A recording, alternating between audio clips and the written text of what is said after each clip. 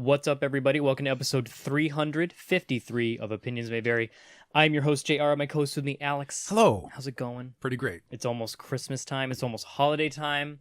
This is our last episode before the festivities, so we're gonna make it a good one. Alex, I'm going to let you introduce our guest. Who do we have on this week? We have Tressa Bowling on today, if you want. Hi. Right now. Sorry, I'm like, what do I do now? Jared hit me with. I told you I was rusty. I wasn't sure how much introduction I was going to do. This is how professional we are. We nailed it. Got it in one. Perfect. Before we started, Jared hit me with, "How long have you been following her?" And I go, "I don't remember." And so I checked, and I found your Instagram during October because I spotted your Hella Inktober piece from Thor Ragnarok. Oh, okay. So that was this past year. Yeah. Yeah. And I scrolled around a bit, and I think I saw Arrowette, or Artemis, depends on what she's called. And I saw a few things, and I was like, we're going to follow. We're going to stick with this one. That warrants a follow. Yeah, I just found it myself. Yeah, you always have to check in a few of the posts first and be like, okay. Yeah, like one good piece might be a fluke, so you got to scan the rest. Totally, yeah. And then go, nope, they're all good, so let's stick with it. Awesome. And here we are. So, Tressa, you're an artist, yes. Yes. Where I can't. Where are you based out of? Oh, I'm in Kentucky. Kentucky, because we've seen a lot of on some pages that we follow. What you said, it was Cincinnati. Cincinnati comes up a lot. Yep. Yeah, I go to a few shows up in Ohio every year. I mean, because it's just so easy to get to, and also they have really great shows up there. They really seem to have a lot of like the best stuff. But and also I just learned just now, Ohio and Kentucky are near each other. I Yes. legitimately did not know. We're neighbors. I always, whenever I picture Kentucky, I'm like, oh, that's out near like Nevada. Obviously, it's not near Ohio. But I was doing the panicky thing because each time I would check it, I would go, okay, so there's a lot from Cincinnati, and like, is that in our time zone? It's not. It's definitely not. It is. It is. Yeah. What? No, it isn't. It is. I'm learning many things tonight. So that was part of my and then panic. it also gives away because I work at a bourbon distillery. So Right. Yep. It's like, what makes the most bourbon? Kentucky. That's a pretty badass thing to say. It's like, where do you work? Oh, I work at a bourbon distillery. What do you do? Nothing as cool as that. So, okay. It took me a long time to get to a cool job. That's fair. So where do we even begin with this tonight? I mean, I could ask my boring questions because it looks like you've been doing art for a long time. You're very active on Instagram. We'll get to the social media and all that in a little bit. What's your origins? You know, how did you did you go to school for this? Is this something like a passion thing? What's your origin for art? What's my deal? Yeah. So, I mean, like, it's the cliche, well, I've been drawing as long as I can remember. But it is true. So I really didn't get into more of the art scene that I'm kind of involved in now until actually, once I was out of college and, kind of on just the job circuit trying to figure out, what I was doing with my life. But I did go to I went to UK, the University of Kentucky. Go Cats. And that's my only knowledge of any sports. I just am like, go Cats. But I went as a theater design major. So my focus was in costume design. So I did a lot also of lighting design and set design. But my focus was costume design, and I worked in the costume shop at the university, and I made costumes and, pieces of clothing that I would probably never really make again, like corsets and things like that. And then I also you know, did a lot of just rendering designs for costumes and you know, I did a little bit of, you know, working hands-on with the actual shows that were going on. But it wasn't until, you know, I was nearly graduated that I realized, nah, I don't want to do this. So, you know, money well spent. Um, uh, but I knew that I loved researching pieces, you know, for productions that were period pieces, or that had a lot of history behind them. I knew I loved doing that. I'm like a real nerd for history. And I loved creating the drawings of the pieces. So I was like, well, I really like doing that, but it was the whole implementing it for an actual show that I kind of lost interest in. So out of college, I just kind of floated around, you know, and it wasn't until I started, it's like such a weird origin story. I was working at a law firm. And I know a lot of people out there kind of like very much float around, and especially artists, they just, I didn't really, I guess I just didn't have a whole lot of focus, or not really focus, but I couldn't nail down what I wanted to do for a long time. Mm-hmm. So yeah, I was working at a law firm, and I started to I don't know what kind of possessed me to do it, but I started doing realistic pencil portraits.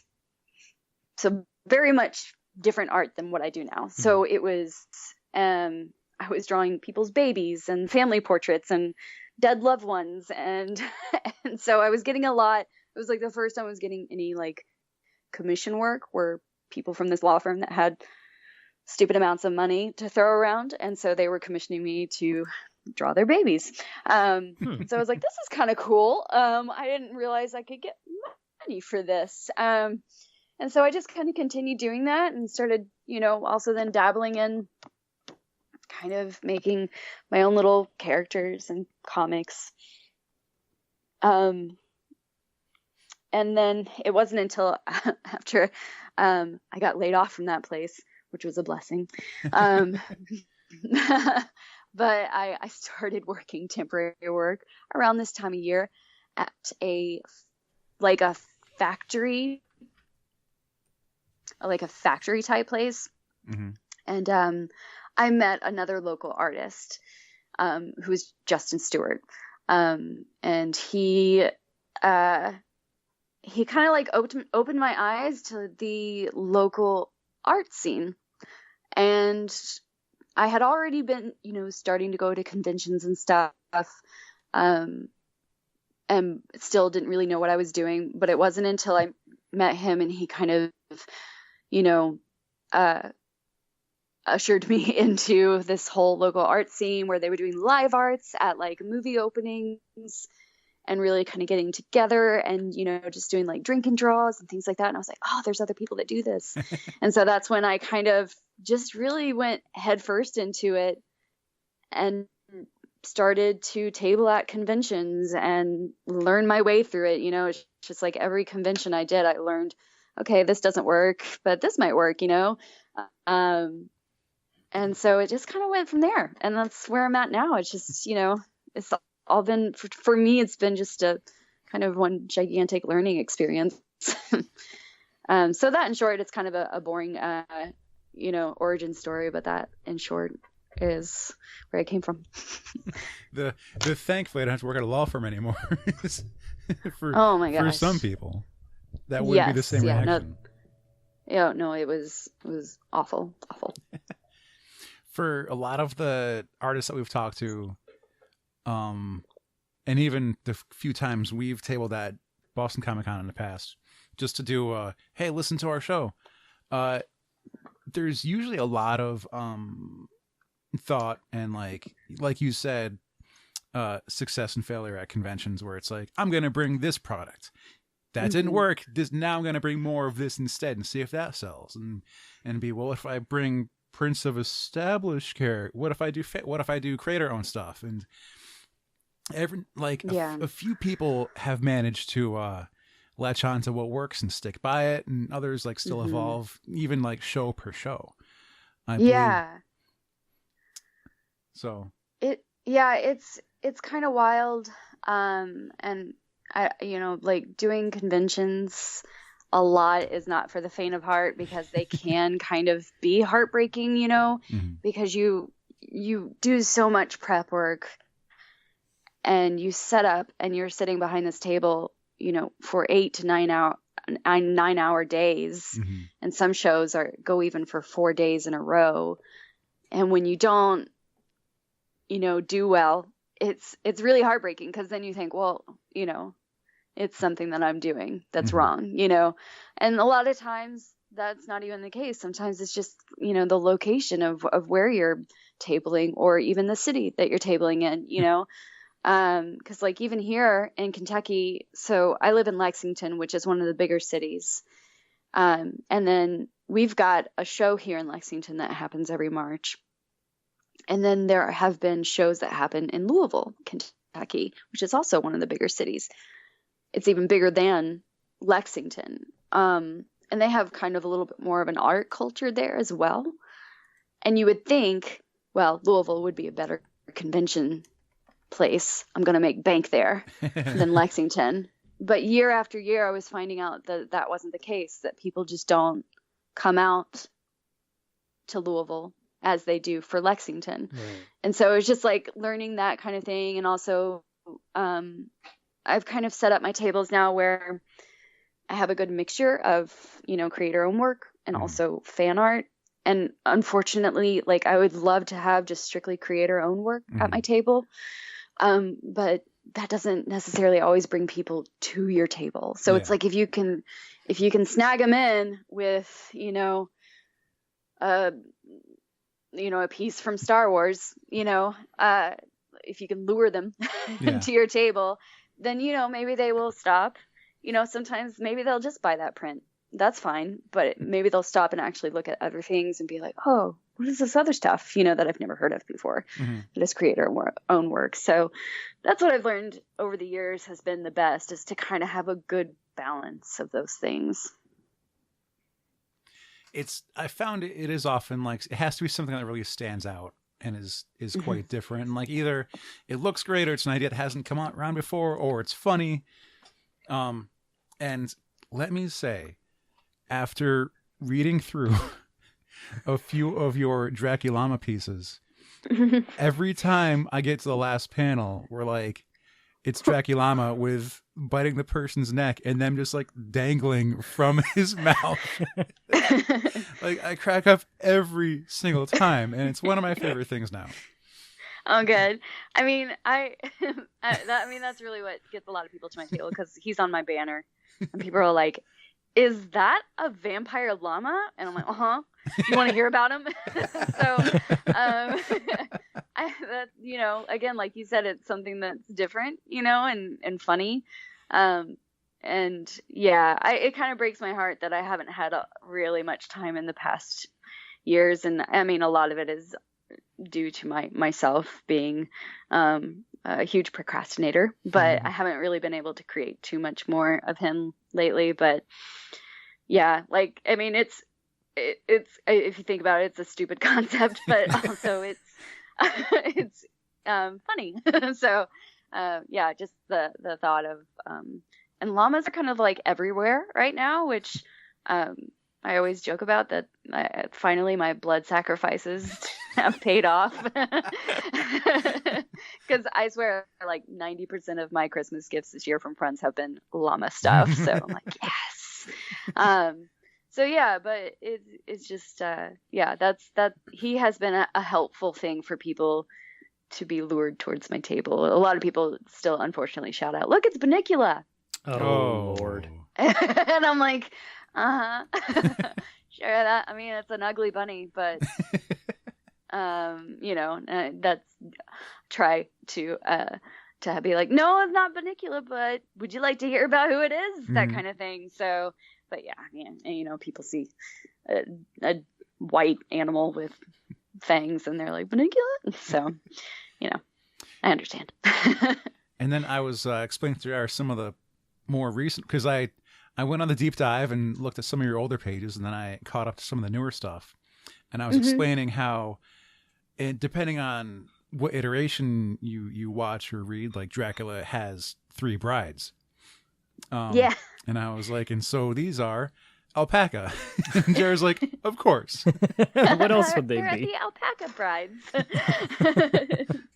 Yeah, I try to and like the stuff that I've written for future things has been to kind of like incorporate those classic Dracula things into him. So like having him in that kind of like weird red suit in the Bram Stoker's Dracula that Gary Oldman wears. Yeah, that like in one of the shots. The red armor that looks like musculature. Yeah.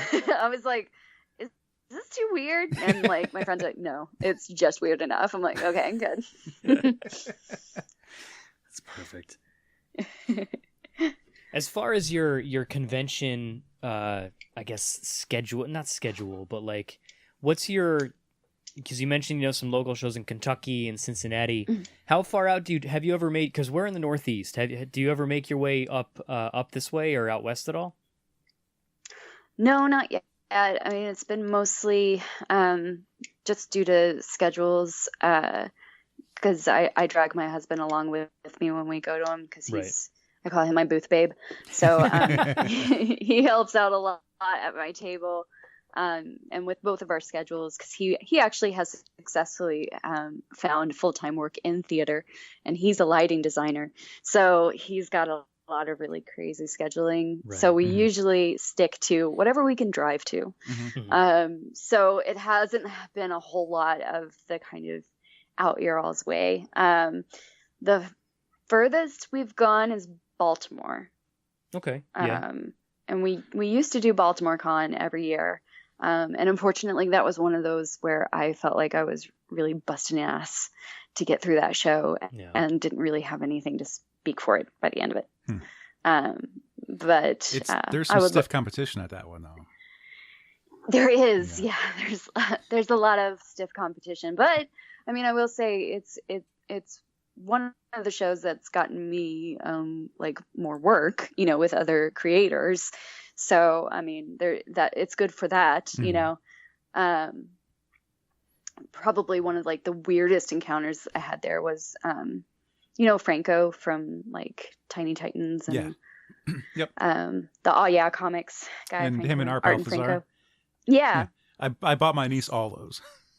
Oh, they're so good.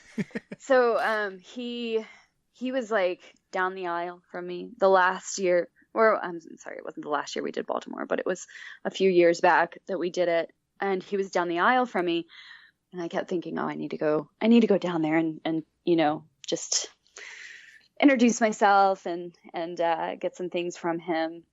And I had somebody at that show bring over their sketchbook to do something inside of it. And a lot of people have like themed sketchbooks. Okay. Yeah. And this one, well, he just goes, "Who's your favorite comic book character?" And I'm like, I really love Catwoman. She's just like, she's always been my jam, And I even I have this huge Catwoman collection of things. And he paused and he goes, "Okay." And I was like, "Why?"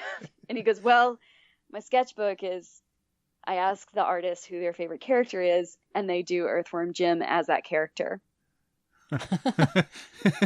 So you see where this is going. He was like, "Draw Earthworm Jim as Catwoman?"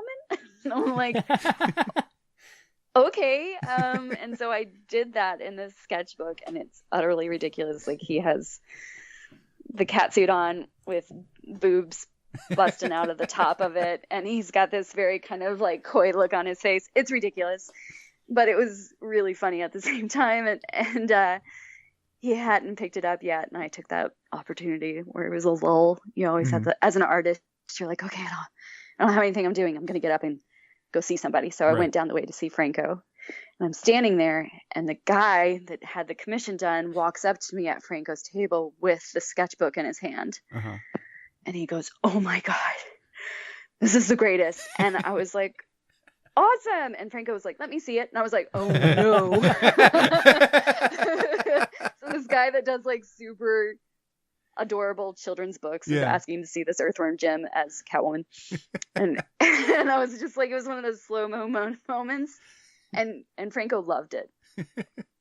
And from that, I've gotten work with Franco. Oh, nice. Really? So it's like this weird happenstance, and we're even like, him and I are working on something right now that I can't really say too much about. It's one of those kind of like in limbo things. But, you know, I wouldn't have that if I didn't go to Baltimore. And, you know, even though it was a show that, you know, didn't have too many profits at the end of it, you know, at least I was able to make connections, you know, with, like you said, all the stiff competition that was there. We've definitely had artist friends, and we have the whole squad of people there who are local who put on a show. We've never made it down to Baltimore. Yeah, we should try to go sometime. We really there are many reasons for us to go to Baltimore, because there was a year they had a whole Matt Wagner Grendel tribute. Yeah. And then was it last year they did the Telos tribute, right? Where that was like the release of, I think it was volume 1. Yeah. Yeah, it's a really great show, and it's right there on the harbor. So it's just a really good spot, and hopefully I'll be able to get back up there one of these years. And it was actually my first convention I ever did as an artist, so really, it kind of holds a special place in my heart. I'm not sure if you're familiar, but one of the research things that I do when we're going to talk to an artist, I go, let me look them up on sketch prices. I was just going to bring this up. Just going to. Let me check sketch and see what other collectors are saying, and if they've, you know, post their happiness and what they've gotten. There's a group on Facebook. Are you familiar? Yeah. No, I actively, just because I'm such a nervous person to begin with, I actively avoid those just because I'm like, if somebody's talking smack about me, I don't think my blood pressure could take it. So this isn't one of those pages. Okay. The only time something negative comes up is when a collector is complaining that they haven't gotten their thing yet. Oh, okay. And even then, it's like other people will go, "Hey, man, I'm sorry, this isn't the place." Yeah, relax. But what a friend of ours now, his name is Charlie Ramirez. He started this as a web page years ago, and then was trying to run it all by himself. Since then, couldn't afford to keep the page up anymore. Then made it a group. Now he's got a bunch of admins to help him run it. And all it is like 50,000 members strong or something like that. Well, 12,000. 12,000. I knew it was in the tens of thousands. It's up there. And what it is, it's basically, I'm going to go to New York Comic Con. How much money would I have to bring with me to get a Mark Brooks commission? Or something like historically, what are his prices? Right. So like, if I'll look up and see what he might have charged at his last 3 or so conventions. Now I have an idea of what I should bring. I know it might change between here and there. And so that's basically what this group is. And your name definitely comes up a bunch of times. Everyone's happy with your work. A lot of people are psyched for you. And they're even like, there's times when people go, "Hey, I'm going to be at Cincinnati. Who should I go find?" And people recommend you. Oh, sweet. Oh, yeah. Well, definitely. That's cool. Yeah, there's a whole group of guys from Cincinnati that are like, that's their deal, is they go around and commission artists.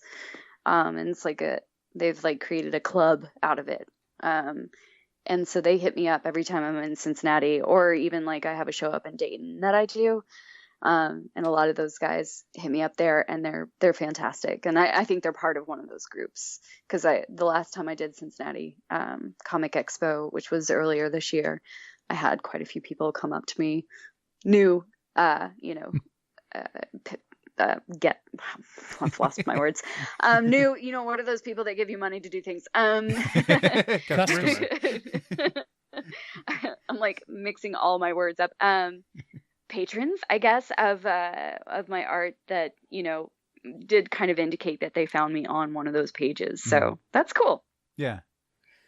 That actually brings me to kind of a perfect segue, unless you had something else, Alex. I don't. Oh, okay. I got this beautiful segue going. Because you mentioned the word patron. Okay. Uh-huh.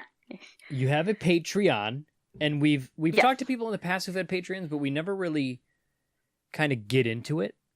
Okay. Like, it's becoming something that's more and more prevalent these days. Like a lot of people have Patreons. You know, if you want to support, you know, an artist that you really like or a creator, chances are these days they might have a Patreon where you can throw money at them. And seeing as you have one, I'm really interested to see like how you feel about it, and like how, like, you know, what your success is and what learning experiences you've had with Patreon. Yeah. Okay. So, I'm actually coming up on having it for exactly a year. And so I started it January 1st of this year, and it was one of those things that I had been wanting to do, and I was really nervous to do. Because I just, you know, you are kind of you're setting it up and you're being held accountable to provide things, you know, to people on a monthly basis. And so I was just nervous in general about it. Like, you know, what should I offer? I don't want to offer too much and then bog myself down, and that creates a whole, you know, domino effect of things. So yeah, and it was also, I will say, I have failed at the one thing that I tried to create it for, was to make myself make more Draculama pages. I was like, this will be it. This is what will make me do it. And I guess I underestimated my own, you know, myself in a way to, of how much I could avoid, still doing my own creator own work. You know, it's like, it's always with that and a lot of other artists, I'm sure, it's kind of always in the back of your head, well, I have all these other things that I could be doing as well that are actually paying me to do it. Yep. So, but yeah, Patreon, it's, to me, it's been very user friendly, and the creators of Patreon do a really good job of setting you up for success. They give you, like, the whole first month, it's like a barrage of tips that are coming in through your email on how to get more people to join your Patreon, and how just to kind of maximize your experience with it, which is really cool. And on it, you know, you can have small tiers, you know, where it's just $1 a month. And with that on mine, you get newsletters that can also include sketches that I don't post anywhere else. So a lot of times it's like work in progress on projects that I just don't post anywhere else. So, you know, personal little sneak peeks. And then I also, I've gotten into mine where I create custom playlists, because I love music, and I love finding new music, and I love just kind of sharing it. You know, I was one of those kids that was constantly making mixtapes for their friends. So I'm kind of like, it's another way of doing it. So every time you get a newsletter from me, you get a personalized Spotify playlist. And so I thought, well, that's kind of cool and different, because that was another part, you know, like, how can I make this different from other, you know, because I did a lot of kind of scouring through it, looking at other artists that I felt like I was, you know, a little bit more comparable to, and being like, okay, what are they doing? And, you know, what can I do that would make me a little bit different? So you have that. And then I also do like process videos and tutorials. That I have found to be really fun, but also really frustrating, because I evidently don't have a good computer for uploading videos and processing them. It takes a very long time for it to process. Like a 20-minute video, it's like, cool, I'll be done processing in 4 hours. And I go to bed, wake up in the morning, it's still processing.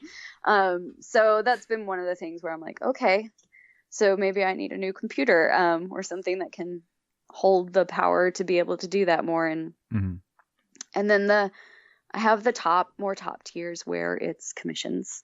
So, and that was another thing I was nervous about, because I was like, I don't want to open too many and then not be able to do them in time. Because like you said, again, I don't want to be one of those artists where people are waiting on my work way past the due date, Mhm.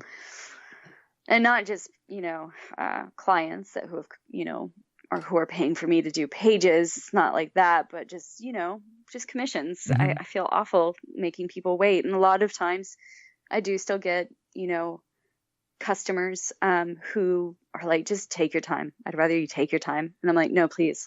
If you ask me to take my time, I will take my time. And I'm like, I'm going to get this done for you. So, but yeah, so that was another part of it where I'm like, okay, how can I? And that's probably been the most fluid thing that I have changed throughout the year are the commissions. Because at first I realized I was doing too much for Mhm. too little, and I just couldn't keep up with it, Hmm. or I felt like I wasn't creating quality pieces. And that's like another thing. It's like I just don't, and we always say, I know not everything is fridge worthy. So, throwing that piece up on the fridge because you're proud of it. I know not everything is that way, but I feel like if somebody's paying me to do something, I really want to put the work in on it, and I don't want to be rushed. So that's been one of the things with the with the commissions.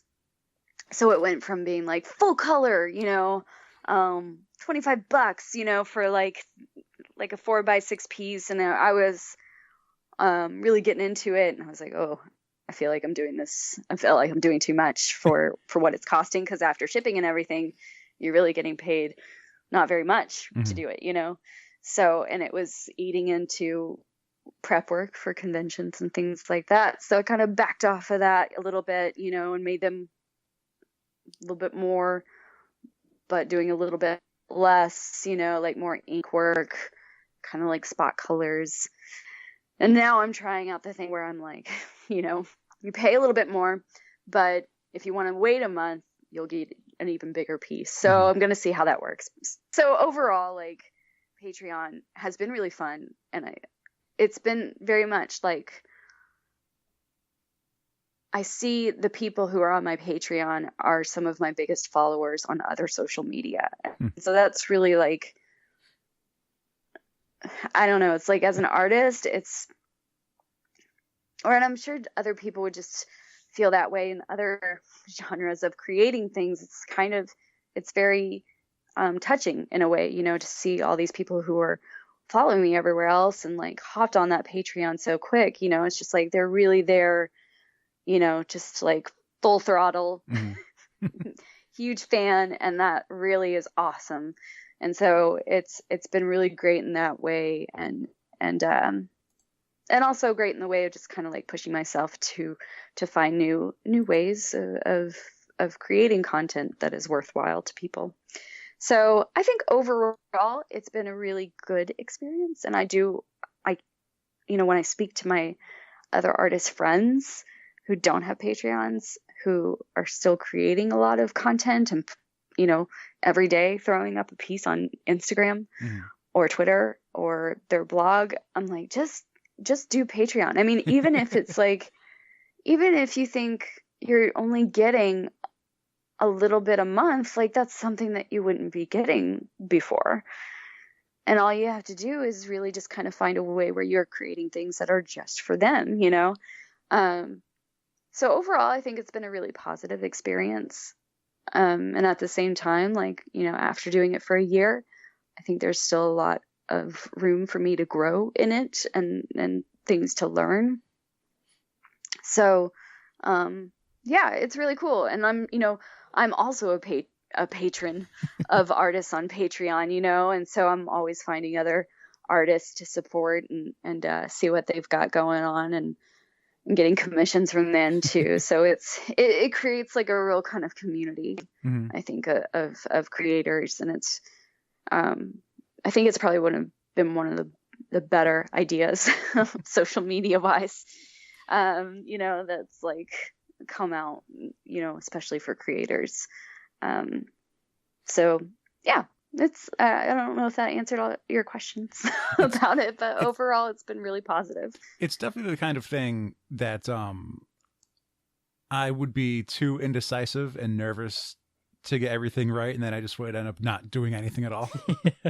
Where it's like, well, I'm gonna expect like maybe 3 people to get my top tier, like a $75 commission kind of spot, and then like 20 people sign up, and I go, oh no, I can't maintain this. Yeah, you can, thankfully, for every single tier, you can set a limit on how many people will do it. Yeah. Or can do it. And so, yeah, that was one of the things. I was like, okay, commissions, I'm only handling a handful, of people at a time, because I know myself, and I know that even on months where I don't have anything else to do, it's still difficult to bust out all those. And then it's just kind of like, at that point, it's like, you got to check yourself and see if you're still creating quality work, even though you're kind of stretching yourself thin. With some of your tutorial pieces, do you usually do stuff that you're making because it's a piece that you want to make, or will you do a tutorial from a commissioned piece? Both.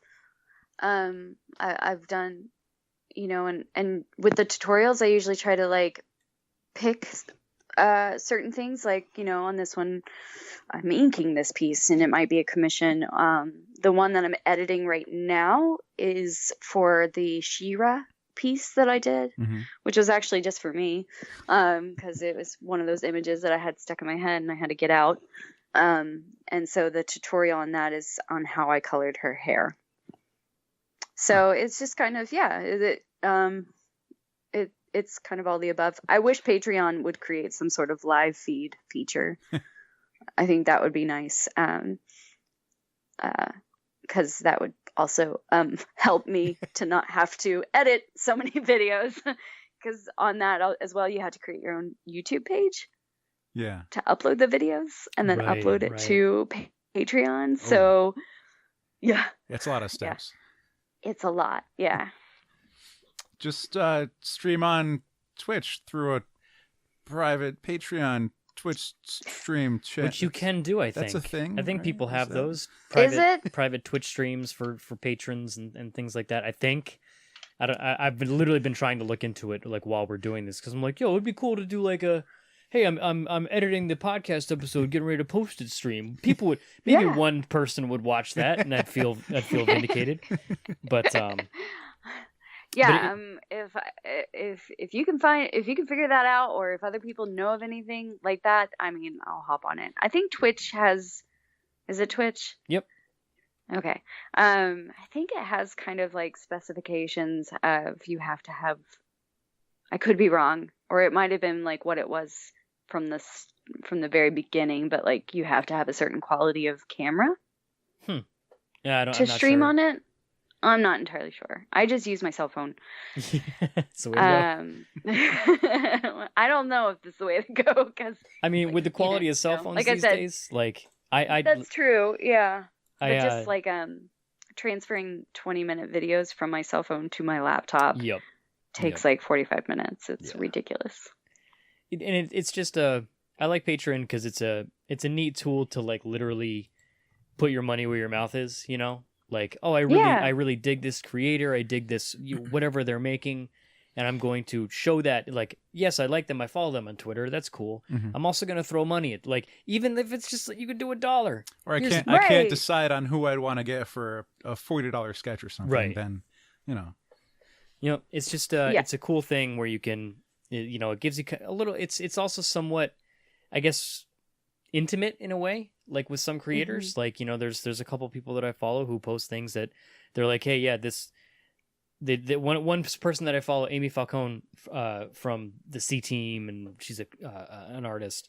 She does like tweets that I deleted, and it's like she does a series of like she'll release like, I had typed this tweet out and here's the story behind it. Sometimes they're very I guess revealing or personal, it's like, here's the reason why I deleted this. It dealt with anxiety, blah, blah, blah. And like, sometimes she'll do like a little mini comic with it. And it's just really cool. Like, you don't have to do that, but like she does, it's just, it's neat stuff that, I get to see it cause I'm a patron. But, it's stuff like that. I'm like, see, like where else can you get that? Right, exactly. So It's cool. What else can we? There's so much to get to. One thing that I really dug about just browsing your Instagram, it's actually like your most recent post, which is convenient. It shows the evolution of like your art style, and it's really like even just year by year, like the changes are so. It's just, forgive my bluntness, it's rad. It's just it's a really cool style. It reminds me of How dare you? I know, such a bastard. But like, you know, that I dig that it's like it seems to be all traditional. I don't think I don't know. Do you do any digital art? I do, but they're very few and far between because I have a short term, or my patience is very thin when it comes to learning digital for some reason. Right. And so I don't really do a whole lot of it. Yeah, I've been one of those that just really, I'm super into my traditional work, and I'm like, I'm going to stick with it. So I'm stubborn. But yeah, no, thanks. Yeah, I've done posts before where like I'll do, you know, like a Scarlet Witch piece, and I'll post the most recent one beside a piece that I've did like 2-3 years ago, just to show the progress, you know, and like when you're looking at the same character. And I find a lot of time, you know, like followers really dig it because they like to see that, the progression. But I think I also do it for myself. Just, it's almost like therapeutic in a way, because a lot of times I'll get kind of stuck in a rut, for lack of a better word, where I feel like I'm not going anywhere, you know, or I feel like I'm not improving as fast as I should. Right. Or so it's like I kind of have to look back at things and remind myself, like, Tressa, you know, stop being a dummy. You're getting better, you know. And so that one, I've never really done one where I literally I did the deepest of dives in my Instagram, and I went all the way back to the beginning of my Instagram, which took a lot of scrolling. And I opened my Instagram account in 2011, and back when everything was through filters. It's unbelievable when you scroll through old Instagram photos, you can see like when everyone was all about you can tell when you're getting toward the beginning. I forbade ex-girlfriend from posting pictures of me with filters on. Yeah. Alex only goes natural. I obviously very much like the Nashville filter, whatever that one was. It made it very kind of like everything sort of sunny looking. But yeah, and so that was fun to kind of find a piece from every year, right, to post. And like and yeah, like they're at the beginning, and I feel like my style is still adapting or changing. But there at the beginning, it felt like it was, like you said, big jumps from year to year, because it was like, those were really the years that I was like, what is my style? You know, and trying to figure that out. Because there for a while, and my friends affectionately called it the pony feet. The pony feet era, you know? Yeah. Where I didn't, my solution for not having to draw legs properly or feet was to give everyone these ridiculous looking like pony legs. And then so it was pony feet. And I think one of the ones that I chose to put on there was like that, and I was like, it's just so ridiculous looking, but it's fun to see that kind of like, look, I do full bodies now with like actual normal legs and stuff. So I mean, you could have just hidden behind smoke or a rock or other people. Oh yeah, no, I definitely did that. Yeah, look back there, the smokes and rocks are there. I'm like, it's foggy in this picture. It's a very foggy picture. So for a lot of artists, I do see, and I can't even imagine myself having to decide what I'm gonna make, as in what can my abilities and my capability create versus what's going to sell and also make me some money. Ooh. And The eternal question. it's like, It's still hard. Yeah. how many I people are still going to buy my can't. pony feet? You're easy to draw, though. Anyone? Anyone? Um, yeah, no, it's extremely difficult. And like, even when you make things that you're like, this is money, Hmm. this is gonna fly off the table, and you get like crickets, you're like, okay, back to the drawing board. literally, We'll try again. So, yeah, we'll try it again next. And even when you think, you see, especially at conventions, you're walking down the aisle and you'll see a million pieces that are Star Wars pieces, Mhm. and a million, I'm sure we're going to see just a ridiculous amount of Spider-Verse stuff coming out, which is great. People are inspired by it. But at the same time, you think, well, it's popular, it'll make money. Well, everybody's doing it. Right. So it's like, I've gotten now to where, yeah, I'll make things if I feel like, what I call like a hankering to do it. But I kind of try to gear more towards the side of things that you just don't see elsewhere, Yeah. So, like, case in point, I love drawing the Max. And Nice. you really don't see a whole lot of Max art, And so I have a print at my table, and every time somebody sees it and they know who he is, they're like, give me that. It's like instant because they're not finding it elsewhere. And so, yeah, you kind of have to find that balance. A few years ago, I'm sorry, I keep cutting JR off. I was just gonna say it reminds me of you have a Shaolin cowboy too. I'm way back on your Instagram. It reminds me of when we saw Erica Henderson's table for one of the first times, and she had the sexy Craven, and it's just like not many people, maybe not many people would get that, but that one speaks to me. I bought the sticker of Sexy Craven. Exactly. Yeah, it's like. I was gonna do one of those too. Yep. I don't remember who the artist was. I think it might have been Jim Chung, like before he was doing amazing covers everywhere, unless it was someone else. But he had like an 8x10 print of Cardiac from Spider-Man, and I was like, "Is that Cardiac?" And he's like, "Yeah." You're like the fifth person who was psyched to see Cardiac, and I was like, "I want to buy this. How much is?" It's like with Ransom and Screw on Head. Yeah. Like he had a Ransom Getty had a little like.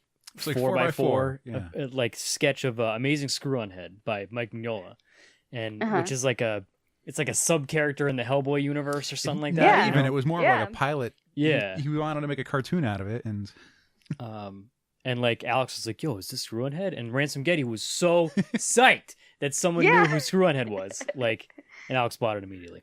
That's the end of my cool story. As an artist, you kind of live for those moments where somebody finally recognizes some obscure thing that you drew. Do you have a style preference, or does it depend on the piece? Because you've got some really colorful, vibrant, your Copic marker pieces, but then going back to your Inktober stuff, a lot of your ink wash is really good. So, what guides your choice, or do you like one better? I like playing around with other mediums, like traditional mediums. I guess I would say the thing I go to the most is the bright colored Copic marker stuff. That's kind of my bread and butter. But I do love making creepy things as well, as much as I can, because that's also just kind of like I'm a huge horror movie fan, and anything just kind of macabre as well. And so I feel like a lot of times, my more traditional art, or the art that I post the most, does not reflect that. And so I do like it, and I use the opportunity for Inktobers to do that more, where I'm kind of like, okay, I'm going to make some creepy things. And I do an art show every year that is local art show, and it's every Halloween. Nice. And I also use that as an opportunity. I did like tarot cards last year. And then this year was the one where I did like the Black Phillip and the Fawn from Pan's Labyrinth. So it's like I really like doing that kind of thing, and I love getting the ink washes out and making it look grimy and kind of, you know, otherworldly as much as I can. So yeah, I wouldn't say that there's one thing that I love more than the other. I just like kind of changing it up, to make things not as monotonous. Sometimes they can kind of get that way.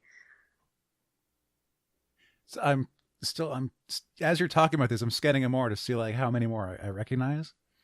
And I just realized one of them was the woman from Hateful Eight. Yeah. Right? And yeah. then I'm a huge Tarantino fan. There's the giant deer monster from The Ritual. Yeah. Yes. Like having never really gotten a good look at it, and that was weird because the torso was like upside down. JR was creepy. Gross. It was where the head. It's It's so weird, but it's one of those. When I watched the movie, I was like, whoa, what is that? And it was like grossed out and also fascinated at the same time. Yeah. Mm-hmm. So when I went to draw that, I was like, okay, I'm gonna have to look up some references on this, and there wasn't a whole lot of clear references, so I found a lot of like gifs from the movie where I kind of played with that. But yeah, those are fun. So unfortunately I did not finish my Inktober this year. Well, who does? I mean, I like Inktober is like it's a lot of artists just creating stuff like for a month, and it's like sometimes they follow the prompts and stuff. But like I look at it as like it's cool because I get to look at all my friends and people I admire just posting art like even more than they normally would. Like sure, yeah. I think like 2 people I actually followed was like I did it every day. Like it's. And I don't. There's only been a few years where I've actually accomplished it every day, and those were probably years that I didn't have much anything else to do. Having come from the theater design background to what you're doing now, are there points where it's frustrating, where it's like, oh, I gotta draw She-Hulk in her bathing suit again, versus like, no, I want to make, I want to draw these costumes that I was drawing, back in college, and what's the differentiation between wanting to create, if you do still want to like make these outfits, versus like, well, I have to adapt what's already been a thing. Let's put She-Hulk in a theater-inspired outfit. Shakespearean She-Hulk, yeah. Oh, that would be fun. You heard it here first. Yeah, I do hit strides where I'm like, if one more person asks me to draw Harley, I'm gonna scream.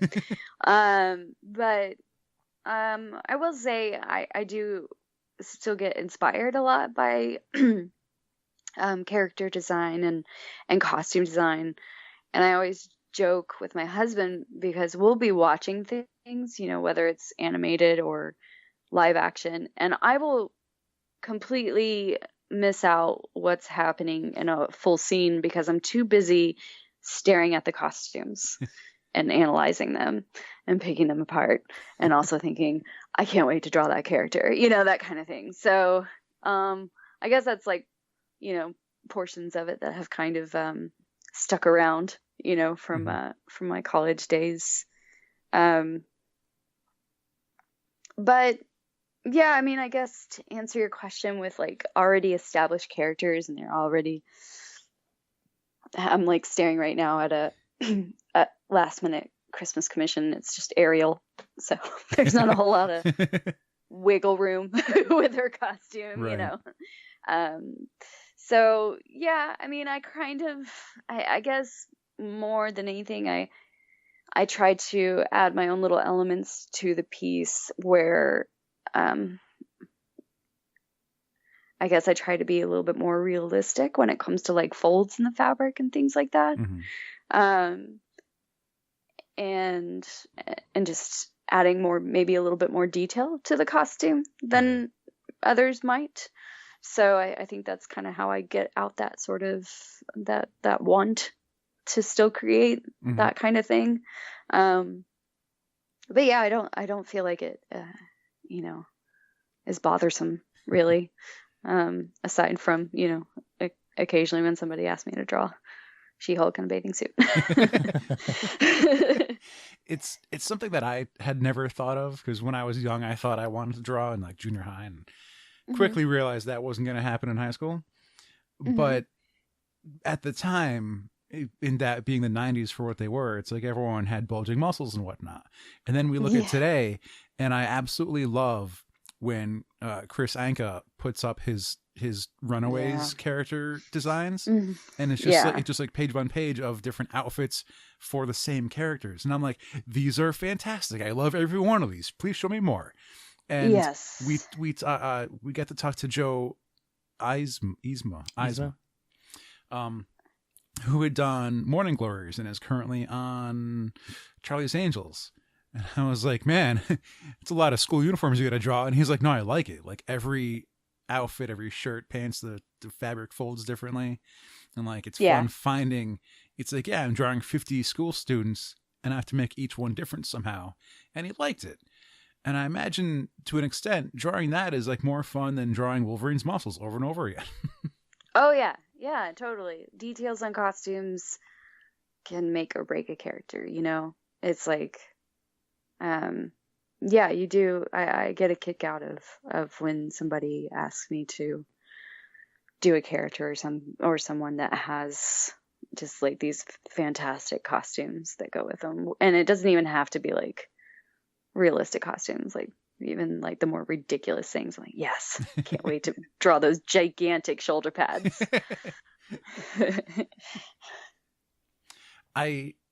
Looking at your line work, I get hints of now I can't think of his name.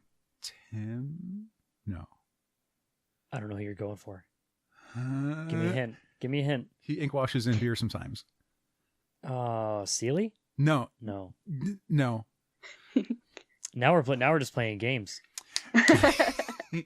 The scavenger hunt to see what color tie he's wearing. Oh yeah, Templesmith. God. Yes, Ben, not Tim. What am I doing? Some of your images, your line work reminds me of Ben Templesmith. Okay. Yeah.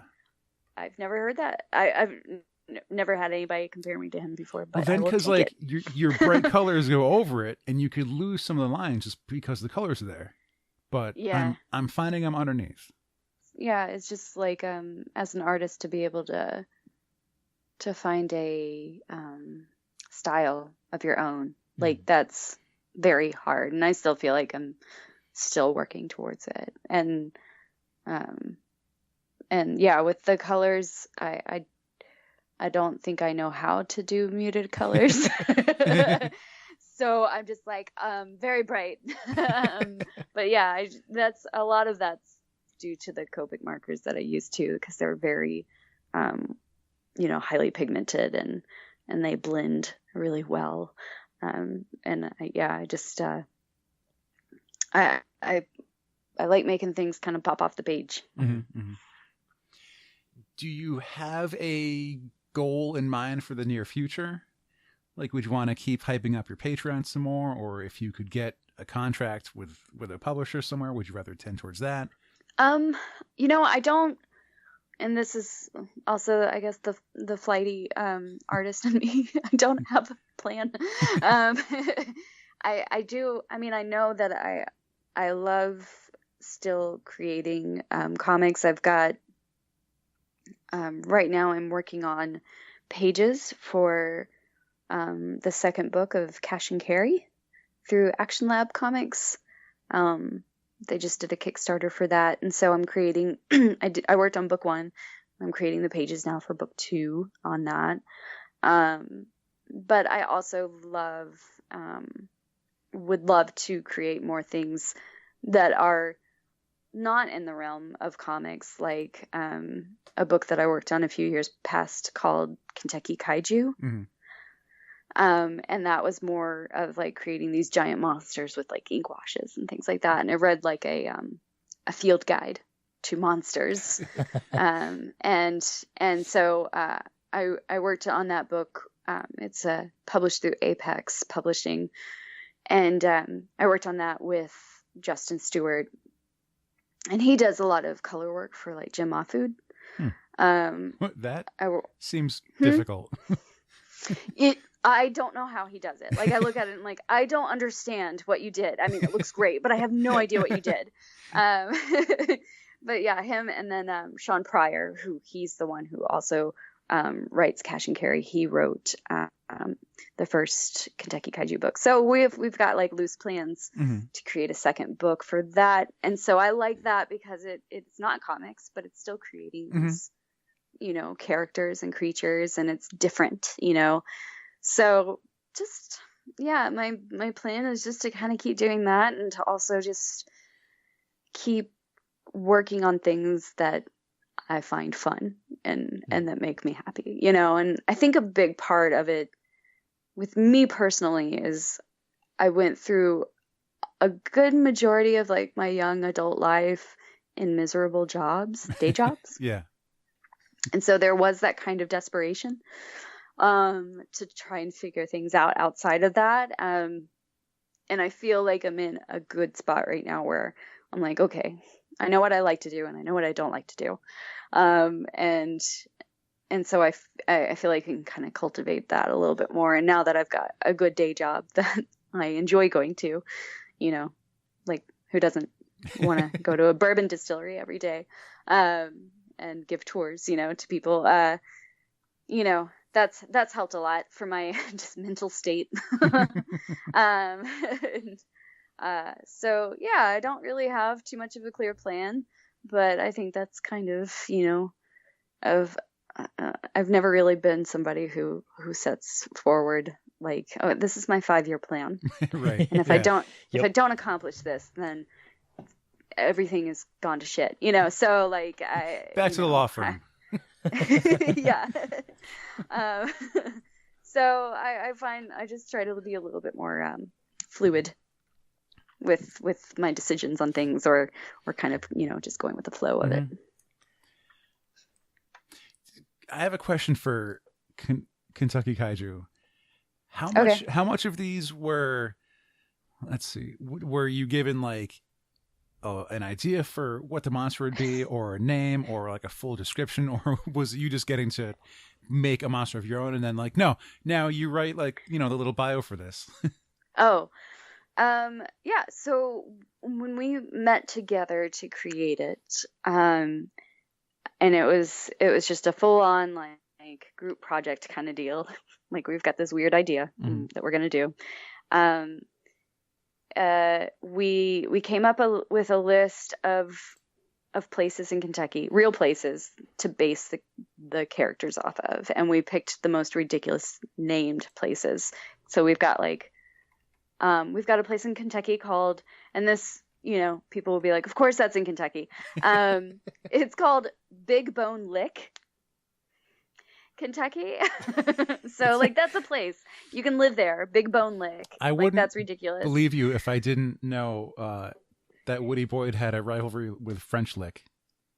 Yeah. French Lick, Kentucky. Yeah, There's a one in the book called From Bone Marrow, or Marrow, Kentucky. And like, so we picked like all the really weird, ridiculous names, and we were like, that was the basis. And then Sean, he is the one that wrote and created the characters for each one of those places.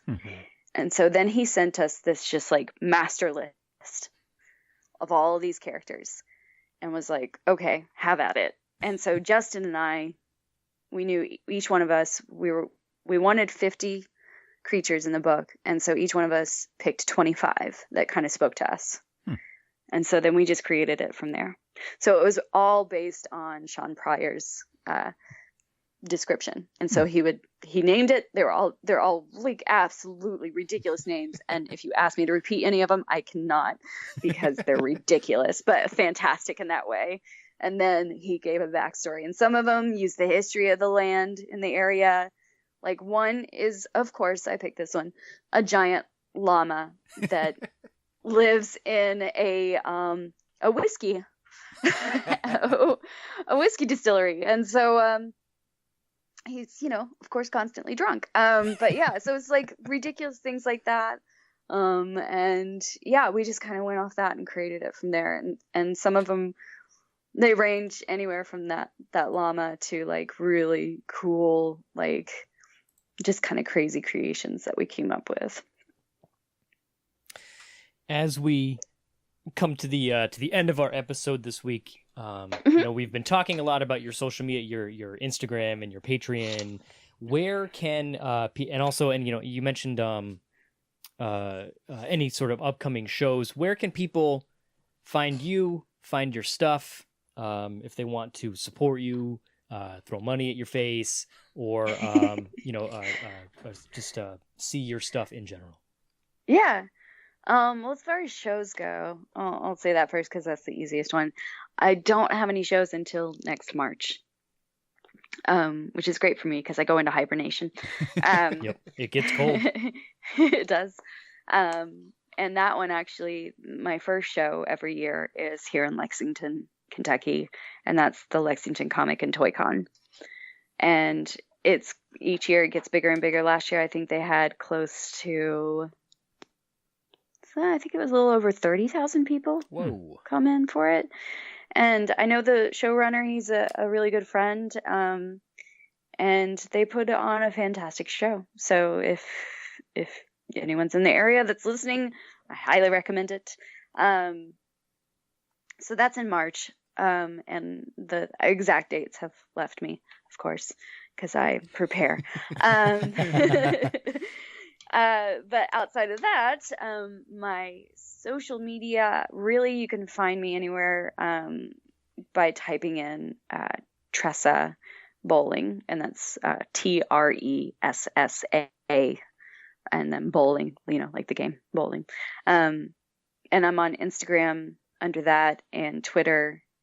I do have a Facebook art page, although I don't keep up with it as much because Facebook. Yeah, why? Why? I post things and I'm like, cool, I guess maybe like 2 people will see that. And as far as the Patreon goes, though, if anyone wants to find me on there, they can find me under my full name, which is Tressina, which is the one that's the mouthful. And that's Tressina. So just Tressina Bowling on there. And I think I'm the only Tressina Bowling on there, which is convenient for me. So yeah, those are the major points, or the major platforms. And like you said, I'm mostly prevalent on Instagram. And then if you follow me on Twitter, you will get some rants on Twitter and art and cat photos. So yeah, I believe that covered all the bases. Yeah. Excellent. Tressa, I got to say thank you so much for coming on tonight. This was a super last minute. You were very, very kind to join us in our last episode before the holidays. So thank you very much. Thank you for having me. It's been a pleasure getting to know you, and I've been browsing your Instagram literally pretty much this entire time, and it's really cool. Hopefully you'll be able to you can make your way up here sometime, so Alex and I can throw money at your face. I keep saying throw money at your face. It's not going to be at your face. It'll be like on your table. As long as it's not coins, I mean, I guess it's fine, right? But until then, we'll just have to admire or maybe even become a patron. Who knows? Oh yeah. One last. Dear. Oh, you know, we did it. Uh-oh. One of your Dracula posts was an image of a I'm not sure if it was supposed to be you, a guy at your table saying, "Oh, I sent stuff to DC, but they didn't call me back. By the way, can you draw Wonder Woman naked?" Was that from a genuine experience, or had you made that up? I guess collective experience. Okay, that's fair. Yeah, because I did have somebody ask me to draw Wonder Woman on the toilet one time. Wow, good lord, that's a choice. Yeah. Well, he ended it with, it's literally like the weirdest thing I've been asked to do, and I didn't do it because I was like, I don't think I'm at that level yet that I can pull that off. Was my excuse. But yeah, he asked, can you draw Wonder Woman sitting on a toilet, straining, but make it classy? What? yeah, what? And I was like, what is she's like sipping tea while she's doing it? I don't understand. So yeah, that's collective experiences there. Huh. Okay. Well, And then Dracula bites him in the neck. of course. Yeah. Mhm. Of Yeah. course. Yep. He had it coming. You know, He did. I do want to say that's a weird request, but I almost made a similar one. I can't remember the artist's name. Kevin. It's the two of the guys that would do I Can't Believe It's Not the Justice League. And they did a lot of classic Booster Gold, Blue Beetle, and Guy Gardner. Yeah.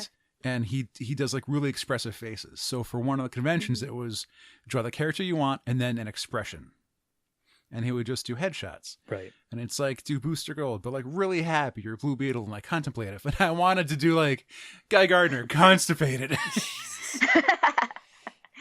That's funny though. This guy just seemed like he maybe had some sort of weird fetish. Yeah, I know. It's, Yeah. it's really Yeah, way that- different. It's, I'm glad we could end on this. Alex is a good person.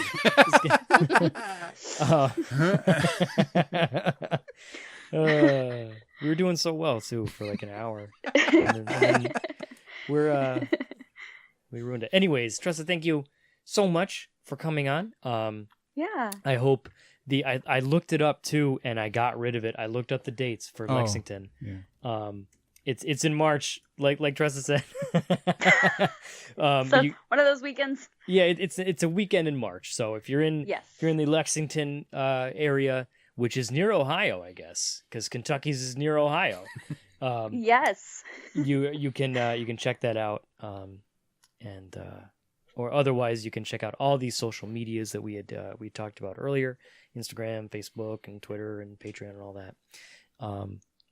But yeah, I've said thank you like 15 times. I guess I'll say it one more time. Thank you so much for coming on. This is a lot of fun. Best of luck for Well, thank everything in the you. future. I hope. I can't wait to see. Like I followed and all that stuff while we were recording, so I'm anxious to see what else comes out. And I think I'm done rambling, I guess. But yeah, thanks again for coming on. Well, thank you for having me. Yeah, it's been a lot of fun. Awesome. So yeah, that's gonna do it for this week. I hope everyone has an amazing holiday. For whatever you celebrate, whatever it is, enjoy hopefully the time off from work. So until next time, I have been JR. I'm Alex. And I'm Tressa. And this has been episode 353 of Opinions May Vary.